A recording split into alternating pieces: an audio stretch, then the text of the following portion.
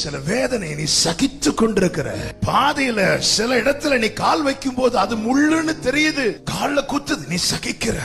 சில வார்த்தைகளை நீ சகிக்கிற.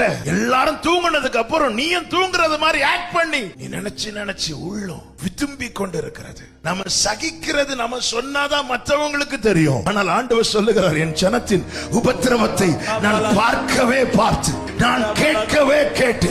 பேதுரு தான் மூழ்கிறான், இயேசு மூழ்கல.